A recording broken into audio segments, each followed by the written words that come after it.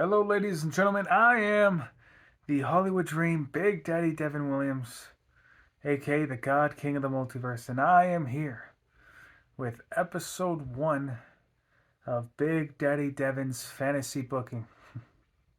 Now, this is going to be a YouTube series on my channel, The Hollywood Dream.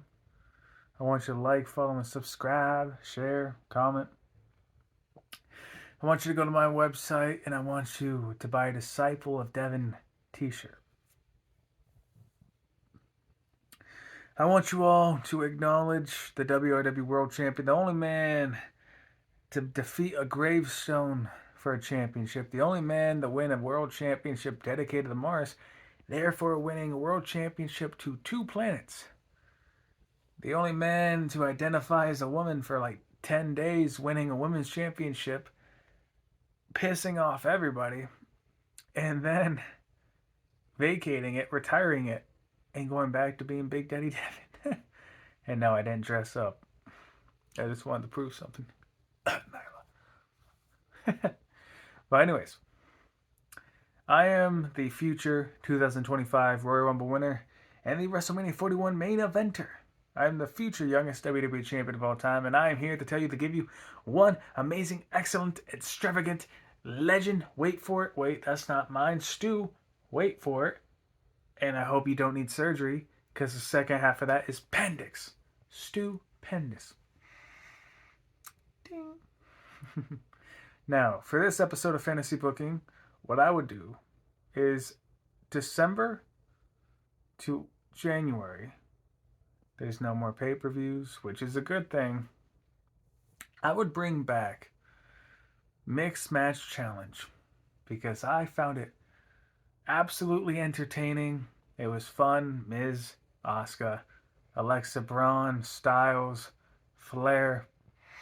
It was a fun breath of fresh air in a time that lacked it. And now I think with all these factions popping up, all these groups popping up, all these combos, it's the perfect time to bring it back. I know it's too late now for 23, but 24, I say we do it. I know the Monday Night Raw and the Friday Night SmackDown after War Games, after Survivor Series, is always the backlash show. Always the fallout show of the pay-per-view before. And I say, with it being a fallout show, we also, on Raw and on SmackDown, we start a Mixed Match Challenge tournament. That will end the first Raw and SmackDown, or maybe even the second Raw and SmackDown in the new year. So, for example, first week of December, the tournament starts. The names are picked, and we have the tournament starting with first round matches for both Raw and SmackDown. And then maybe it ends, the final match is second Raw of 2025, January. And what I think this would be extremely beneficial because look at the field we're playing with. I know there is the obvious choice of Rhea Ripley dominating whatever woman is in the match against her. Dirty Dominic Mysterio, the most dangerous man to ever enter the American prison system. Al Capone, ain't got nothing on him. That one, they all got nothing on Dirty Dom. Imagine how much heat he would get if Rhea Ripley defeated the other woman dominantly without even tagging him in, and then he walked around saying, "Yeah, I did it. I did it all for me." I think adding Mixed Match Challenge as a yearly event, not a pay-per-view, but a yearly weekly tournament on Raw and SmackDown would greatly boost your roster. It would give a new storyline. It would give an opportunity to continue and further current storylines. It would benefit people who aren't being used. And look at the talent pool. As I mentioned, Dominic Mysterio and Rhea Ripley, Andrade, and Elektra Lopez. Bet you didn't see that coming. And yes, I do believe Andrade is coming back to WWE. Rey Mysterio and Zelina Vega. You could do Charlotte and Andrade if you need to, actually. You could just put the couples in it. Looks like we're going to be getting CM Punk versus Rollins. So imagine AJ Lee versus Becky Lynch. Imagine the Mixed Match Challenge tournament. And the way I'd have it set up is you can do X amount of matches for the Raw brand, X amount of matches for the SmackDown brand. The two winners, the one who won the Raw bracket, and the team that won the SmackDown bracket, face off for the Mixed Match Challenge trophy. And what they get is a trophy, much like the Dusty Cup trophy and the Andre one. Have it. I want them to design a Mixed Match Challenge WWE logo trophy that's just as big, and it gets your names on it. And I'm thinking CM Punk, AJ Lee, Braun Breaker, Cora Jade, Damian Priest, and Rhea Ripley. Hell, any one of the Judgment Day members.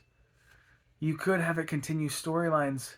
For example, Montez Ford and Bianca Belair, because this time next year, Bianca's going to be heel. It's a fact, and it's a fact of life. Yeah. But I see Mixed Match Challenge should be treated as a B class event. And what I mean by that is when it comes to pay-per-views, you have A class events. You have Rumble, Mania, Money in the Bank, SummerSlam, Survivor Series, the Big Five. Then Backlash, Crown Jewel, Bash in Berlin. They're B class events. So, A class events, the Royal Rumble, Money in the Bank, King of the Ring. B class events, the Andre, the Mixed Match Challenge, the Dusty Rhodes Tag Team Classic Tournament. But to get back to today's focus, Mixed Match Challenge, if it was up to me, would be added as a yearly tournament starting the first Raw and SmackDown of December and ending the second Raw and SmackDown of January every year. You can use it to continue storylines, whether that be putting teams and factions together, people who are already in teams, or pairing up random people. And you might say, "Oh, Big Daddy, you and your glorious mind, what do the winners get?" Well, the winners get their names on the trophy. They get the trophy as the accolade. Maybe they can carry the trophy around, have it ringside like they do for the Andre, up until the end of January. I don't want it out there too long. I want it. They win it. It stays out there with them. They carry it around for another 2 weeks for the rest of January.